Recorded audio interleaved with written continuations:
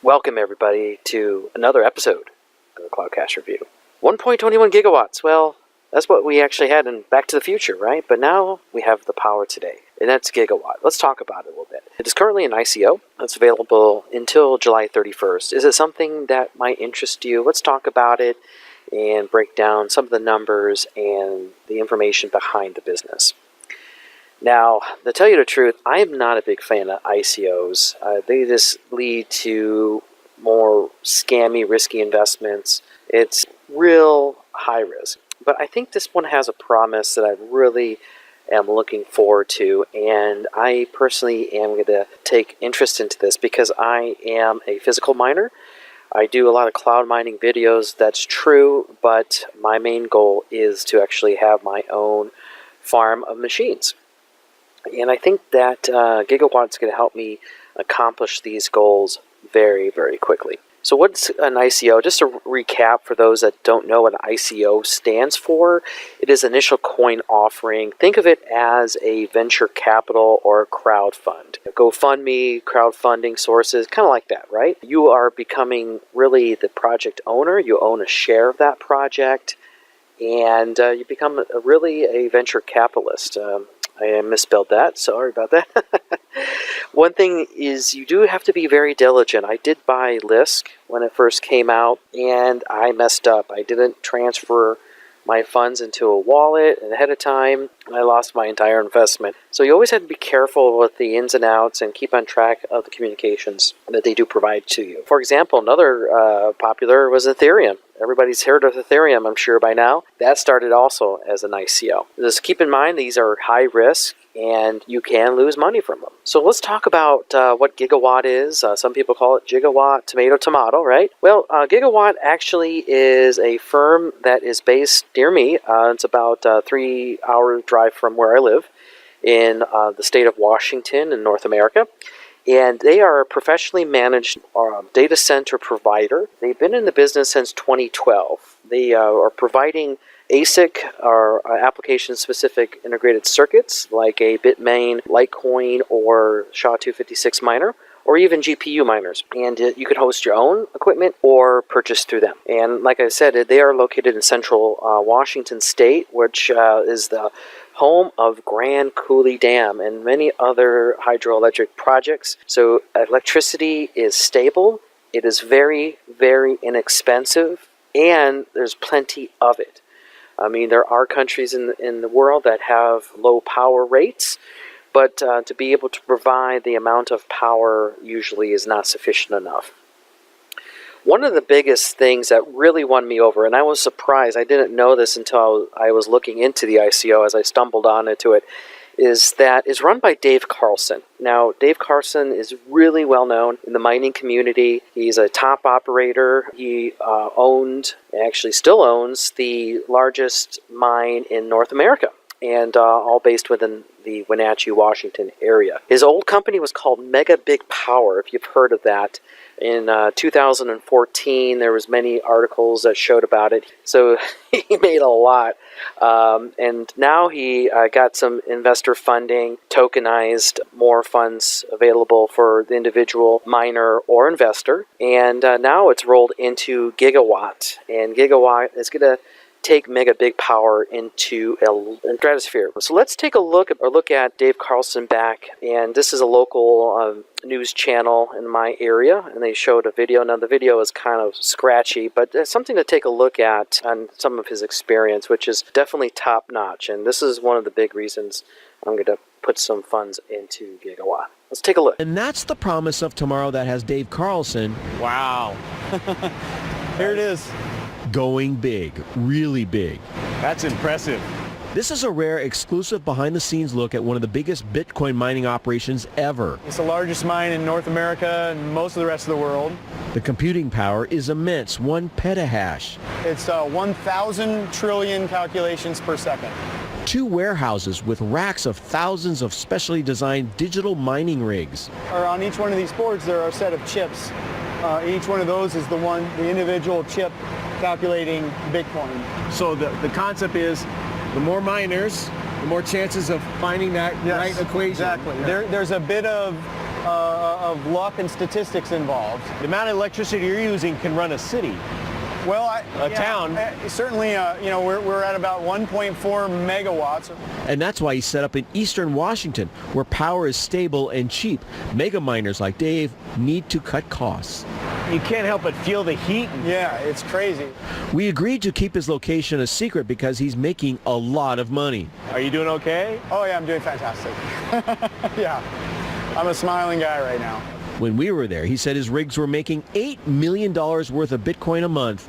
In the Bitcoin world, that's a staggering amount. This is speculation. It's really not much different than any other gold rush in our history. And we're absolutely running as fast as we can to grow. But here's the miner's dilemma. When do you translate that into dollars? So there you have it. Very interesting video. I'm sure you've probably seen that. You're like, oh wow, yeah, I remember watching that video a couple of years back. Of course, the corny newscaster is like, what do you change that to dollars? Always cracks me up. Okay, so overall, the ICO right now is around $1. It started at $1. I was actually going to buy some last week, and it was at $1.05. Now it's $1.10. And as supply diminishes, I think the prices are going to definitely go up. But think of this as not a mining play, but almost like a real estate play. And what I mean by that is similar to if you've ever looked into or purchased yourself a condo before it was built, where you bought a unit or two. Maybe one unit you buy and the other one you rent to another individual.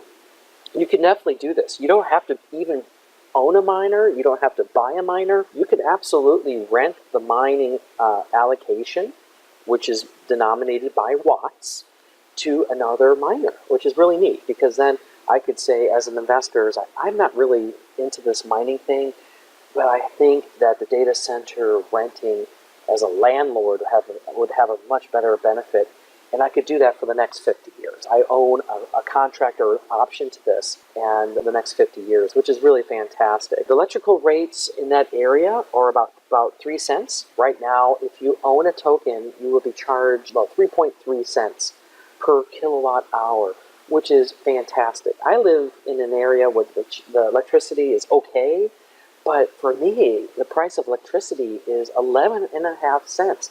And I've got to deal with noise, and I've got to deal with circuit overloads, because my garage only has 4 circuits. It has a 215 amp and 220 amp, and I've got miners plugged into them right now. They're causing a lot of heat. I've got a cooling problem right now in the summertime.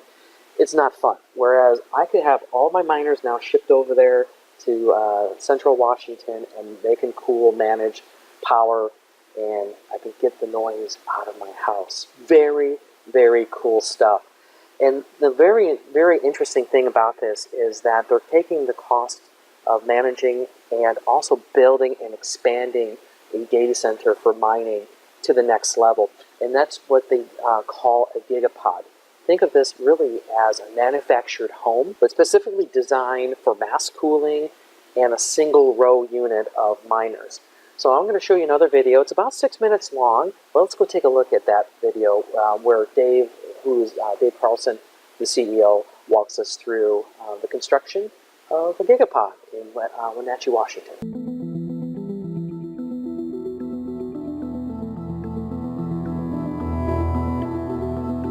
So here we are with, this is pod 1, first gigapod. It's very close to completion, probably a couple weeks worth of work and it'll be done. It'll look very finished in the next few days as we get siding on it and things like that, to get the doors mounted and things. This is the first pod on a campus that we're building out here in Wenatchee that will do over 30 megawatts of mining power. And this is where we're going to support all the new Bitcoin mining businesses that come to Gigawatt. So there's 18 more of these pods being built in a big 9-acre space that we're standing on now. We're now in a real pod, Gigapod. This is the first one built to plan. It's amazing to have it actually be real. It came up out of the ground in about 2 weeks' time. So they do build very quickly. The foundation was literally 1 day old when we started adding wood to the foundation. So it's still curing now as we stand on it, but it's still, it can be built very quickly. The nice thing about the prefab modular kit that we designed is that, as you saw, hopefully from pictures, there's panels. They're a special type of panel that basically builds a wall panel, and it's engineered into this design. So what you get is instantly, as soon as these walls go up, you get a finished interior. You don't have to sheetrock, which you don't want to sheetrock inside of a facility like this because there'll probably be more moisture levels than the interior of a house would be used to. And then you can very quickly just paint it to make a finished wall surface. So it's extremely quick, and again, it cuts cost at every step. What we're standing inside is basically a giant mining box. It's like being inside of an actual Bitmain S9. You've got a tremendous amount of fans here arrayed along the wall, and on this side of the wall you've got an array of intakes basically. And so the air will flow in from this side, it'll move through the back of this pod, and it'll flow out the building this way, and we'll have our miners in racking here. So that the air really has no other way that it can go other than through the miners as cool air and then out through the fans as hot air. It's a very short throw, so I can almost touch the walls from side to side. That means the air doesn't have very far to go before it's out the door and we've got fresh air coming in. So you always want to keep the air charge cool and refreshed, right? New fresh air supply. Then the amount of power inside this thing is more power than I typically even put in the large big box projects that we've done. Almost 2 megawatts of power in one of these things, because we have a design for extremely high dense deployment of the mining hardware and extremely high dense electrical switchgear. So that these walls will be full of electrical components for distributing the power within the space, and normally that requires quite a bit of room, but we designed it in such a way to be able to bring that kind of power all into a very small space. That's where some of the critical part of this engineering has taken place. Other than that, it's designed for fast build, it's designed for low cost. There's no money wasted on fancy, nice things. It's while also not being cheap. It's not going to fall down, in a couple of years. It'll be weatherproof, and it'll just mainly be extremely performant for the activity of high density computing. It's going to be amazing standing inside here when the air is just rushing through all these fans. It's going to feel like you're being pulled towards them, but that's what it takes to do an air-cooled 1.7 megawatt gigapod, basically could be the biggest miner in the world is one way to think of it. I think one thing we were talking about was cooling, and we didn't really talk about why don't I just use a ton of air conditioning? That's what the data centers do. Why not have rows and rows of air conditioning units all along a gigapod? First of all, that costs a ton of money. We could easily spend 30-50% more money on air conditioning units to set them up for each gigapod, and that cost ends up coming to our customers. The second is, besides the fact that the amount of air conditioning required to cool 1.7 megawatts would be ridiculous, it also uses at least 30% of the power load inside of one of these things. So then now all of a sudden your profit margins are all low because you're spending so much on air conditioning, on the electricity to run the air conditioners. And then we don't even need to talk about maintenance and all the other things that go along with it. So that's why you see air-cooled gigapods. And the fact is, it's the most efficient way to run. 18 more of these pods being built in a big 9-acre space that we're standing on now. And it's right next to our corporate headquarters building, so I'm really excited to show this whole site to everybody who's going to come visit and check it out. I'm really proud of it, and I'm proud of what the team's putting together here. So can't wait for you guys to come join Gigawatt and start a mine and find out what it's like.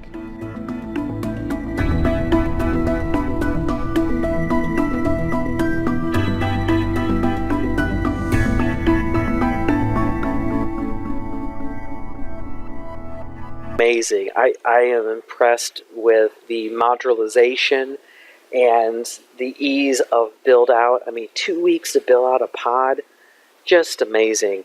And guess what? I'm even more excited because I'm going to check it out. I'm going to be driving to Wenatchee. It's about 2.5, 3 hours away from where I live. And I'm going to be checking them out on July 21st.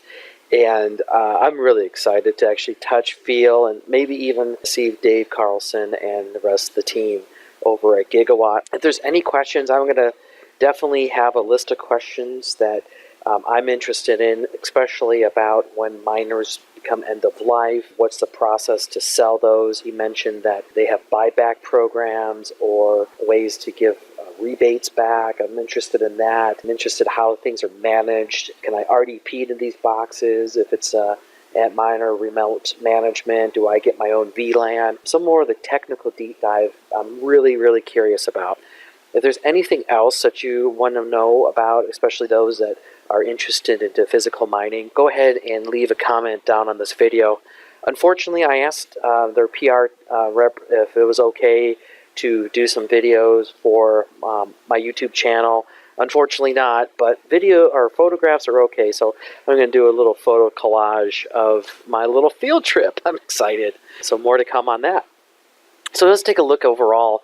This is just a really kind of a view of different types of miners. And if we were to take a look at the popular L3 and what we're looking for on a kind of more of a daily base payout, we can see that costs of electricity and hosting costs are a fraction of really what they go and compare to overall. But if you look at the life of a data center, the life of the miner is very low compared to that. Usually 2.5 years is more of what megabit power sees, maybe not for the home miner. And by the way, this is another plus too, is that right now the folks over at Gigawatt, because the cost of facility and cost of electricity is so low, they're still mining with S7s. Can you believe that? With Bitmain S7s, which you can find like on eBay for a couple $100, like $200-300, because right now for the home user that's at 9 to 11 cents per kilowatt hour, it doesn't make sense. So your life of your equipment that you send or you buy is longer. Very cool stuff.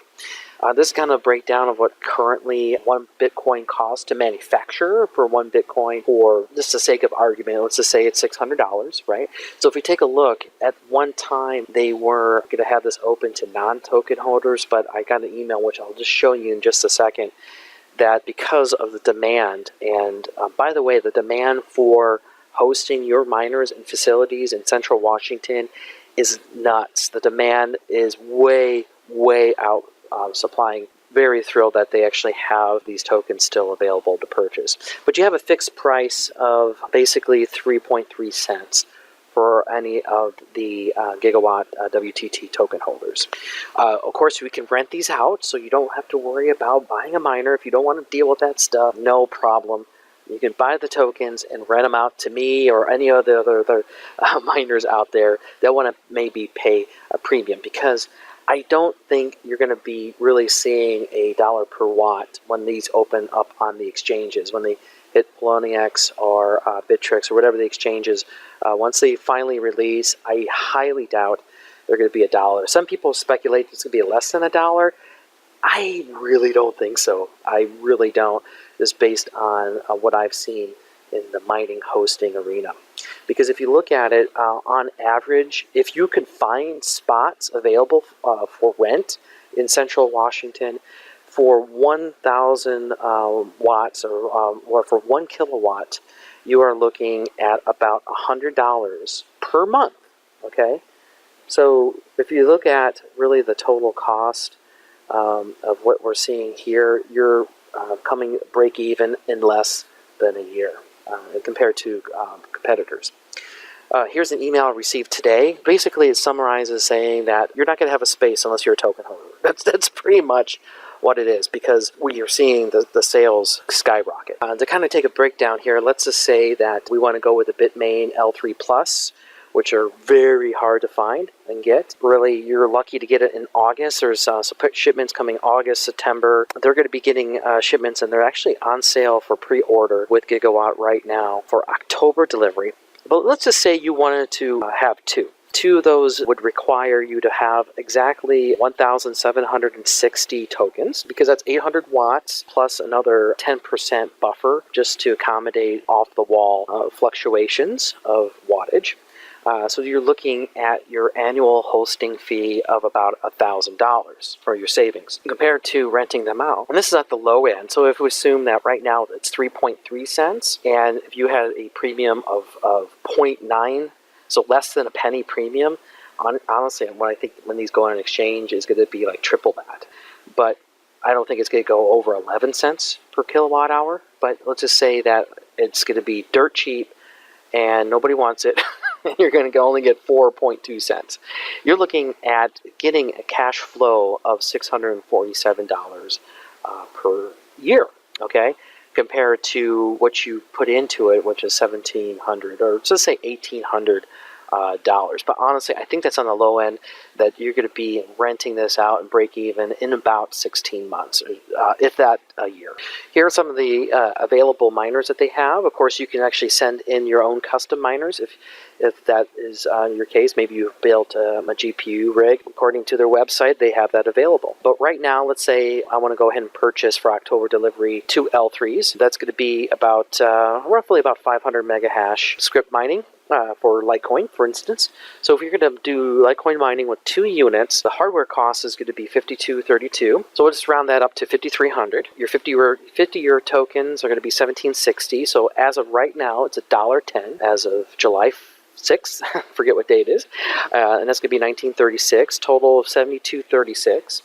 And your Litecoin profits on a monthly basis is $3,018 based on current price and difficulty levels. So we're hovering around $51 right now for Litecoin, and it's really starting to shoot up. I don't think there's a lot of mining activity going on as of yet, but that could change. We don't want to come October time. This is part of the risk, mining. So that's our estimated break even of 72 days. That is flipping awesome. A lot better than 120 or 130 that we see Ethereum rigs or even with cloud mining basis. So definitely take action. I highly recommend you do so. Use the link in the description. That helps me out. Go ahead and purchase as much as you can do so at these premiums. I think that's a very wise decision. Purchase won't be available after July 31st, so we only have a limited time. So let's go and buy some WTT tokens. So let's do that right now. Okay, now that I have my amount that I need for 880, let's go ahead and buy some. All I need to do is go back to our dashboard, click on buy. What am I thinking? We'll do 1,000 and buy. Oh, so low. Let me try this again. There we go. Yay! Oh, 999. Ta-da! Yay! Now I'm proud owner of the ICO. Okay, folks. Hope you enjoyed this particular video, and please like and subscribe. I would love to have you as a subscriber, and I love your comments. Until next time, peace.